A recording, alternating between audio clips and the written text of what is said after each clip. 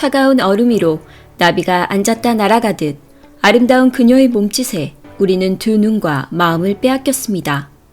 피겨스케이팅의 불모지였던 한국에 빙상 위의 천사가 강림한 것입니다. 바로 김연아 선수이지요. 어느 순간 그녀는 단순한 스포츠 스타 이상의 의미로 자리매김하게 되었습니다.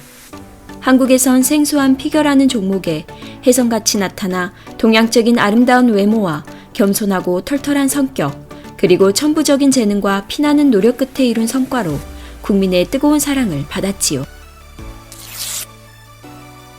현역 활동 당시 데뷔부터 은퇴까지 최정점에 있었던 선수로서 세계 신기록만 11회를 경신했습니다. 2009 LA 세계선수권에서 여자 선수 최초로 200점을 돌파하면서 세계 신기록으로 우승을 차지하자 미국의 유니버셜 스포츠 메인 페이지에는 Long Live the Queen 이라는 문구가 김연아의 사진과 함께 크게 실리는가 하면 AP통신은 경쟁이기보다는 즉위식에 가까웠다고 전했지요. 그리고 다음 시즌인 2010 밴쿠버 동계올림픽에서 한국 피겨 역사상 처음으로 피겨스케이팅 종목에서 다시금 세계 신기록 228.56점을 기록하며 금메달을 따냈습니다. 이 올림픽 이후에는 미국의 타임지로부터 세계에서 가장 영향력 있는 백인으로 선정되었으며 그렇게 피겨의 여왕으로 자리매김합니다. 포디움이란 교단, 강단 등 무언가 혹은 누군가가 올라갈 수 있게 만들어진 높은 곳, 돌출부 등의 뜻의 라틴어 단어가 유래했으며 시상대라는 뜻을 가지고 있지요. 김연아는 출전했던 모든 국내의 대회에서 3위 안에 들며 모든 시상대에 올라갔다는 뜻을 지닌 일명 올포디움의 소유자로 쇼트와 프리 중 하나는 반드시 1위를 차지했던 선수였습니다. 그녀는 여자 싱글 선수 최초로 피겨스케이팅에서 소위 4대 주요 국제대회라고 불리는 올림픽, 세계선수권, 4대륙 선수권, 그랑프리 파이널을 모두 제패하며 38개의 대회에 참가하여 금메달 28개, 은메달 7개, 동메달 3개를 획득했습니다. 이러한 기록들은 여자 피겨 100년 역사상 최초이자 모든 선수 중에 김연아가 유일합니다. 토탈 패키지란 기술력, 예술성, 표현력, 멘탈 등 모든 면에서 완벽한 선수란 뜻으로서 어느 외국 코치의 말을 빌리자면 천년에 한 번 나올까 말까한 선수라고 합니다. 특히 그녀의 점프는 교과서 점프라고 불릴 만큼 정확합니다. 국제빙상연맹의 피겨스케이팅 기술 세미나에서 김연아의 경기 장면 영상을 교본으로 사용할 정도로 5가지 트리플 점프를 정확히 구사하지요. 정상급의 선수들도 요령과 편법이 들어간 점프를 구사하는 경우가 많지만 김연아는 정확한 점프력으로 피겨계의 교과서이자 전설로 남게 됩니다. 김연아의 연기는 여자 피겨스케이팅을 한 차원 높게 끌어올렸다. 기술적으로 토탈 패키지이다. 김연아를 향한 국민들의 뜨거운 사랑으로 그녀의 이름은 가치가 나날이 올랐고 광고하는 제품마다 폭발적인 인기를 보이며 긍정적인 이미지 효과를 주었습니다. 2009년부터 2013년까지 김연아가 벌어들인 수익은 무려 약 443억에 달합니다. 그러다 어느 날부턴가 인터넷에서 하라는 피겨는 안 하고 광고만 찍는다. 김연아가 아니라 돈연아다 라며 비난이 일기 시작했는데 그녀는 의연하게도 기분은 나쁘지만 신경 쓰지 않는다. 광고를 한 번만 찍었는데 매일 나오는 걸 어떡하냐. 훈련은 매일이지만 광고는 하루만 찍으면 된다. 라며 재치 있는 답변을 내놓기도 했지요. 하지만 그 이면을 들여다보면 피겨대회 우승 상금 자체가 적었고 비상연맹의 지원도 적었으며 심지어 빙상연맹은 상금의 일부를 가져가기까지 했습니다. 그녀가 좀 더 나은 환경에서 훈련하기 위해서는 광고를 찍을 수밖에 없었지요. 또한 그녀는 지속적인 선행과 피겨 후배들을 위해 꾸준히 기부하며 자선활동 순위에 자주 올랐는데 본인이 CF를 선택할 때 기업의 피겨스케이팅 후원을 조건으로 걸 정도였습니다. 아무도 주목받지 않았던 피겨스케이팅이라는 종목을 이렇게 끌어올리기 위해 흘렸던 어린 소녀의 땀과 눈물은 어느 정도였을까요? 수많은 이들에게 기쁨을 주기까지 분명 우리가 모르는 그녀의 피나는 노력은 굉장했을 것입니다. 김연아 선수는 1990년 9월 5일 경기도 부천시에서 김현석과 박미희 사이에서 차녀로 태어나 평범한 어린 시절을 보내지요. 그러다 1996년 7살 때 과천 시민회관에서 열린 방학특강에 등록하면서 처음으로 피겨를 시작하게 됩니다. 첫 스케이트는 고모가 이웃에게서 얻어주었습니다. 새로 산 스케이트도 아니고 헌 스케이트화를 신고 그녀는 자신의 미래도 모른 채 그저 재밌어서 타기 시작했지요. 아버지를 닮아 긴 팔다리와 어머니를 닮은 고집과 집중력, 그리고 타고난 체력과 운동신경으로 수업을 같이 듣는 학생들 중 나이는 제일 어렸으나 재능은 남달랐습니다. 그리하여 그녀를 알아본 류전용 코치는 김연아 선수의 어머니께 선수로 키울 것을 제안합니다. 하지만 피겨는 돈이 많이 드는 운동이라 부모님들은 고심했지만 김연아 선수와 같이 피겨를 배우던 첫째 딸을 그만두게 하고 재능 있던 둘째 딸을 지지하기로 결정하게 되지요. 그리고 그녀의 어머니는 발벗고 나서 그녀의 선수 활동을 지지하며 매니저이자 코치로서 그녀를 도왔습니다. 어린 김연아는 누구보다 승부욕이 남달랐고 시키지 않아도 연습에 매달리고 연습이 잘 안 되면 밤잠을 설칠 정도로 속상해했습니다. 그 점을 알았던 어머니는 그녀의 남다른 승부욕을 자극하여 집중력을 유지할 수 있게 도왔고 김연아의 연습 장면을 모니터링하고 유명 선수들의 자료를 연구하며 10년이 넘는 세월 동안 개인 시간 하나 없이 그림자처럼 붙어 김연아의 곁을 지켰습니다. 하지만 늘 모녀 사이가 좋았던 건 아니었습니다. 사춘기 때는 늘 싸우고 화해하고를 반복했고 연습 태도가 좋지 않자 벌로 링크를 100바퀴 돌도록 시켰더니 화가 난 김연아는 100바퀴를 모두 다 돌았다는 유명한 일화도 있지요.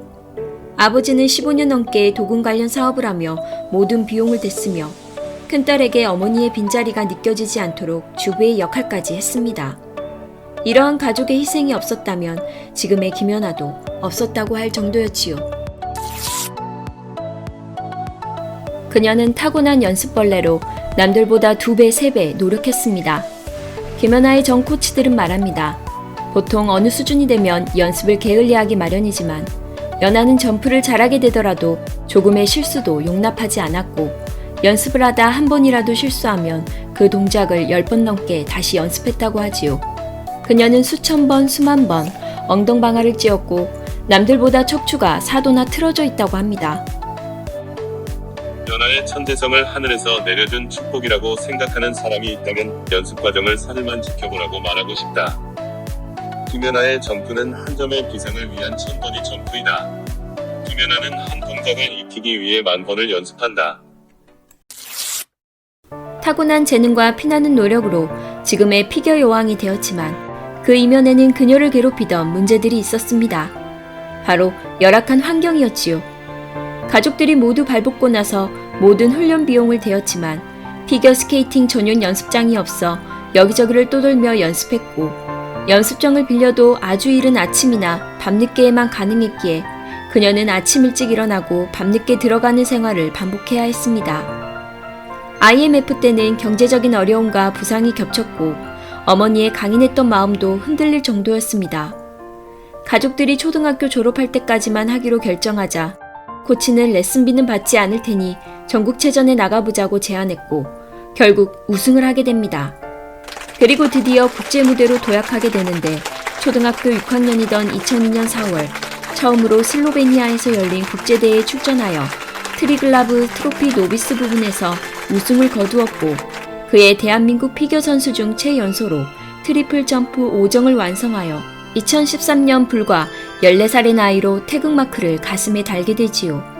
그리고 2004년 중학교 2학년이 된 그녀는 국제 빈상연맹이 주관하는 공식 대회인 주니어 그랑프리 헝가리 대회에서 여자 싱글 1위를 하게 됩니다. 김연아 선수의 라이벌하면 누가 떠오르시나요? 맞습니다. 바로 아사다마오 선수입니다. 같은 해 같은 달에 태어난 두 선수는 키와 체격도 비슷하고 닮은 점이 많았지요. 하지만 두 사람의 환경은 많이 달랐습니다. 김연아 선수는 피겨의 불모지에서 태어나 모든 훈련 비용을 개인이 부담하고 스케이트장 하나 빌리기도 어려웠던 환경이었다면 마오는 피겨의 선진국에서 태어나 든든한 후원과 지원을 받았지요. 김연아 선수보다 먼저 이름을 알렸던 그녀를 보며 김연아 선수는 왜 하필 나랑 같은 시대에 태어났을까? 라고 생각하며 차마 라이벌이 될 거라 생각하지 못했다고 합니다. 허나 이러한 라이벌의 존재 자체가 김연아를 성장시킨 큰 원동력이었습니다. 후에 마오는 은퇴 후 김연아를 이기는 게 나의 목표였다. 김연아가 없었다면 나도 이렇게 잘할 수 없었다. 라고 고백했지요. 그리고 2006년 봄 주니어 세계선수권 대회에서는 1위로 예상되었던 아사다 마오를 제치고 1등을 하여 세계인들의 주목을 이끌었고 국내에서의 기대는 점점 커지게 됩니다. 그녀는 잦은 부상과 발에 맞지 않는 스케이트화로 늘 고심했습니다. 심지어 일본에서 맞춤 스케이트화를 제작해도 늘 발목을 보호하는 부분이 무너져 내렸고 그로 인해 통증은 더 심해지고 원하는 점프도 나오지 않았지요. 심지어 가족회의에서 은퇴를 하자는 이야기까지 나왔습니다. 하지만 하고자 하면 길은 생긴다고 비상연맹에서 밴쿠버 올림픽을 앞두고 있다는 이유로 지원을 해주기 시작하였고 스케이트 회사에서 발에 맞는 신발을 찾을 수 있도록 도와주었습니다. 인기가 많아지니 광고 촬영도 늘면서 재정적인 문제도 해결되었지요. 그리고 결국 그녀는 무섭게 성장하여 2010년 마침내 생애 첫 올림픽인 밴쿠버 동계올림픽에 출전해 그야말로 완벽에 가까운 연기를 펼치며 역대 최고점인 228.56점으로 금메달을 목에 걸게 됩니다. 피겨의 불모지 한국에서 기적을 이루어낸 것이지요.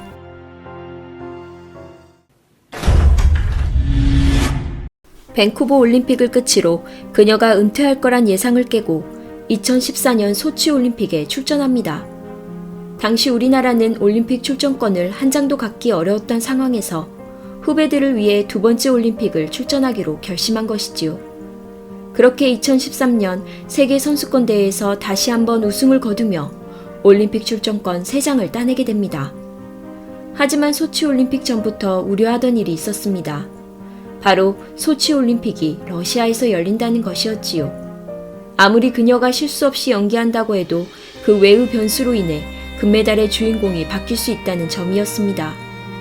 역시나 그녀는 완벽한 연기를 선보였으나 정작 금메달은 연기 도중에 실수했던 러시아 선수 소트니코바가 가져가면서 올림픽 2연패를 달성하지 못하고 그녀의 마지막 올림픽은 끝이 납니다. 금메달이 확정되자 소트니코바가 기쁨을 주체하지 못하고 뛰어가 안긴 사람은 다름 아닌 러시아 빙상연맹 사무총장의 부인이며 심사위원이었지요. 주최국 러시아의 편파 판정으로 김연아의 목에는 은메달이 걸리게 되었습니다. 모두가 분노했지만 그녀는 의연하게 마지막 무대를 실수 없이 해서 그것으로 만족한다. 다 끝나서 너무너무 행복하다며 웃어 보였습니다. 하지만 시상식 직후 인터뷰에서 조용히 눈물을 보여 모두의 가슴을 아프게 하였습니다. 여담으로 은메달을 목에 걸 때 잠깐이나마 빛이 반사되어 금색으로 바뀌었던 영상으로 국민들에게 위로가 되기도 했지요. 18년간의 선수 생활은 소치올림픽 갈라쇼를 끝으로 마무리되었고 제일 먼저 고려대학교 대학원에 진학해 학업에 전진했습니다.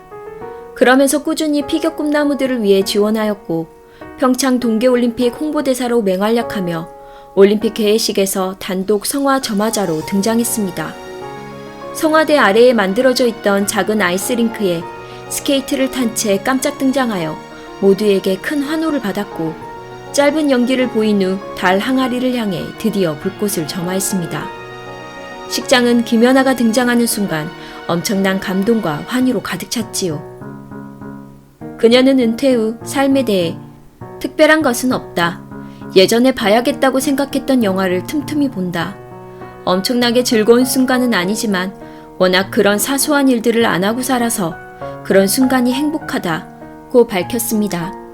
앞으로도 우리나라 피겨 발전을 위해 힘쓰겠다던 김연아 선수. 그녀의 아름답고 매혹적인 향기는 아직 끝나지 않았습니다. 그녀의 앞으로의 행보를 기대하며 그의 향기가 더욱 진해지고 더 널리 퍼져나가길 바라봅니다. 오늘의 이야기가 재밌으셨다면 구독, 좋아요, 알람 부탁드립니다. 그럼 오늘보다 내일 더 활짝 필 하루를 기다리며 지금까지 블루밍 꽃이었습니다.